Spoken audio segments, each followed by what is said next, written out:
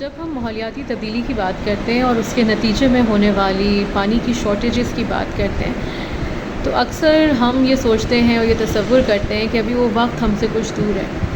کیونکہ ابھی ہم نے خود ڈائریکٹلی اس کے نیگیٹو اثرات کو محسوس نہیں کیا۔ ہم ان علاقوں میں رہتے ہیں اس دنیا کے جہاں پہ ہمارے پاس پانی کا ایکسیس ہے، نہیں ہوتا تو ہم خرید سکتے ہیں وہ پانی۔ کچھ لمحے کے لیے تصور کیجئے ان خواتین کے بارے میں، ان فیملیز کے بارے میں جو جنگ سے متاثر علاقوں میں رہتی ہیں۔ اور یہ میں صرف غزہ کی بات نہیں کر رہی، جس کے فوٹیج تو ہم لائیو دیکھ رہے ہیں، جینوسائیڈ کو ہم لائیو دیکھ رہے ہیں، ہم اس کے نتیجے میں ہونے والے ان کے فوڈ شارٹیجز، واٹر شارٹیجز کو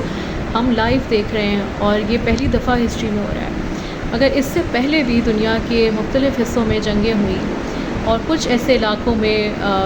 میں پرسنلی لوگوں کے ساتھ انٹریکٹ کیا اور میں نے دیکھا اوور دی ایئرز کہ انہوں نے، حالانکہ ان کے علاقوں میں جنگیں ختم ہوئے 15 سال ہو گئے، 10 سال ہو گئے، لیکن وہ کمیونٹیز آج تک پانی کی کنٹیمنیشن کی وجہ سے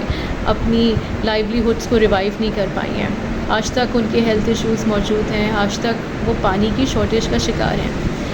اور اس سے بڑھ کر یہ کہ اب پریڈکٹ کیا جا رہا ہے کہ یہی وہ علاقے ہوں گے جہاں پہ آئندہ 30-40 سال کے اندر کلائمیٹ چینج کی وجہ سے واٹر پاورٹی آ جائے گی۔ واٹر پاورٹی کے بعد جو اثرات اس کے سامنے آئیں گے، جو امن و امان کی مسائل آئیں گے، جو اکنامک مسائل آئیں گے، جو عام ہیلتھ ایشوز آئیں گے لوگوں کے لیے، اس کا ہم ابھی تصور بھی نہیں کر سکتے۔ مگر شاید اس کی اگر ہم جھلک دیکھنا چاہیں تو ہم غزہ میں ہونے والے فوڈ شارٹیج اور واٹر شارٹیج سے ہم اندازہ لگا سکتے ہیں۔ اور ماحولیاتی تبدیلی کے باعث جب پانی نہیں ہوگا تو جنگ سے کم برے حالات نہیں ہوں گے ہمارے۔